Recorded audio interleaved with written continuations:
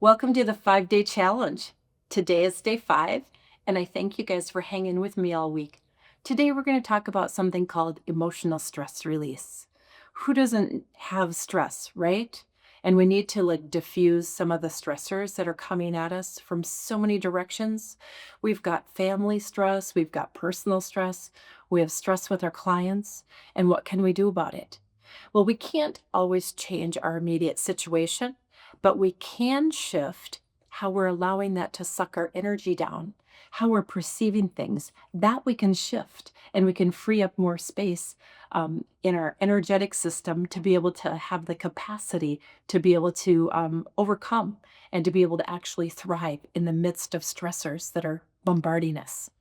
So the way that we're going to do that is we're going to be putting our hands on our frontal eminences. Between our eyebrows and our hairline, there's a little bump here on each side, and it's in line with the pupils.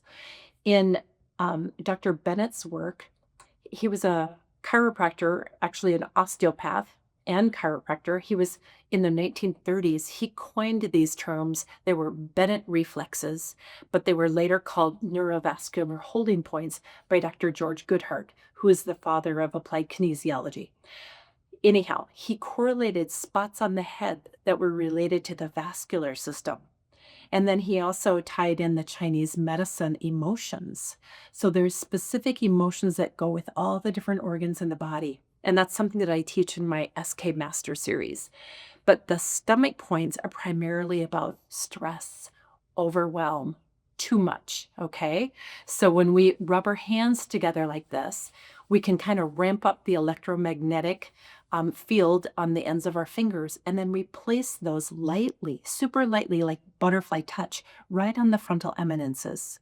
And as we think through that which is bothering us, we just kind of bring it online and we can mull it over. And what it does is it gets us out of our fight and flight reptilian brain, which is in the back of our brain, and it helps to bring the blood circulation up to the frontal lobe. Okay. And also, the hypothalamus is involved with this. So the hypothalamus needs to be able to get the blood supply up to the frontal lobe, but it's not working. When we get stressed out, that even gets affected and somewhat shut down. So it's kind of like you're swimming through molasses. You just can't quite get your thoughts up to the front and where you process them. Our frontal lobe is where the executive function is. And the executive function is all about moving forward. It's about being able to come up with solutions and being able to problem solve. That's right up here. And when we get stressed out, we kind of just we get stuck, and we're stuck back in our hindbrain. So by rubbing our hands together, it's almost like they're like magnets, and we place them on our forehead and we can draw that up to the front. So it's like our brain goes offline when we're stressed out, but we don't have to stay in that state. Okay. Another cool thing is when my kids were little, I would use this technique before they had a test, before they had a game, or my daughter was in theater. So before she would do a performance, I taught her to hold her emotional stress release points, the ESR points, before performances, before tests.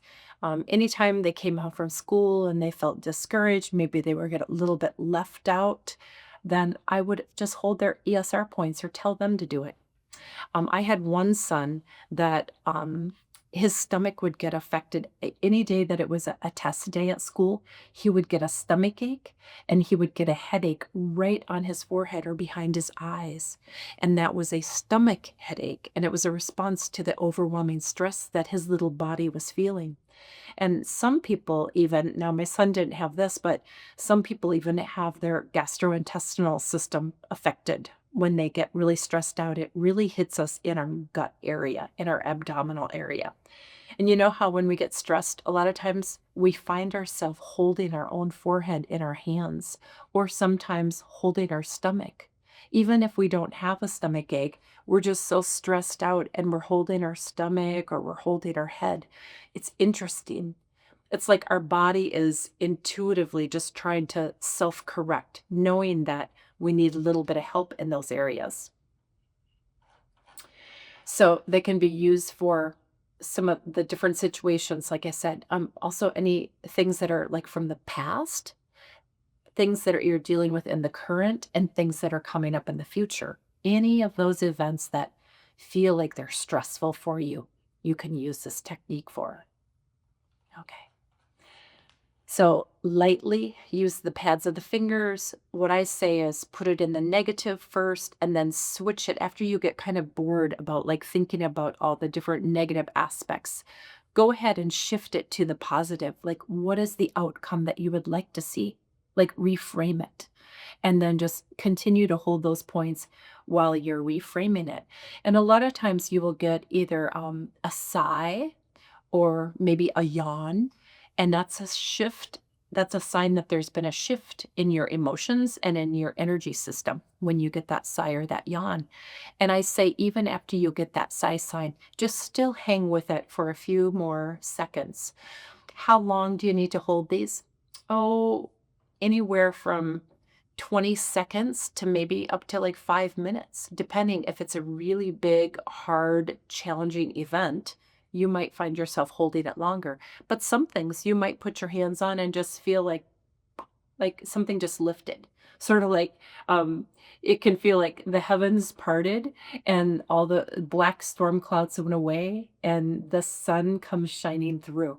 That's what it can feel like. And also a sense of lightness and just like that you just laid your burden down and your load is lighter now.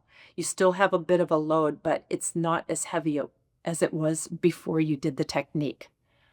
There's another set of interesting points behind our head. So we have when you take my master series, I teach you all these different points on your head and the organs that they're associated with and the set of emotions that go with them. At the back of the head, we have something called our occipital protuberance, and that is related to the kidney. The kidney point for the neurovascular holding points is related to fear primarily and dread. And again, overwhelm, anxiety, deep exhaustion. So when we're stressed out, we feel a lot of times just deeply, deeply discouraged and deeply exhausted. So the stomach emotions are overwhelm, stress, anxiety, and then we put the overwhelm with fear. So you kind of make like a head sandwich. It's called frontal occipital hold technique, FOH. So you can do that for yourself. And again, same thing, just mull it over what has been stressing you. And as it gets kind of boring, then finally shift to the positive for the outcome, the reframing of what you would like it to be. Okay, you can do this for yourself. You can do this for your kids, your loved ones, your clients. It's just a beautiful gift that you can give to somebody. And I just always ask them to just sit down and relax or, if they're lying on my table, I often will just invite them close their eyes, take some nice deep breaths and just be present, just try to be fully present to yourself. And it's really nice if you're doing it with one of your clients, ask them like on a 1 to 10 to kind of rate their stress for that particular event. Give a number so that afterwards you can check in with them and say, so did you feel a shift? Did you notice anything? And you might, as the practitioner, notice that their breathing changes. You might feel just that they relax. They just kind of dropped into their body. Um, you might hear that sigh sign or that yawn. There's different things. And some people who are very sensitive energetically they just felt a shift. And even the practitioner, you will feel that as your client lets it go. So you've learned a lot of good things this week, and I look forward to hearing from you how it went.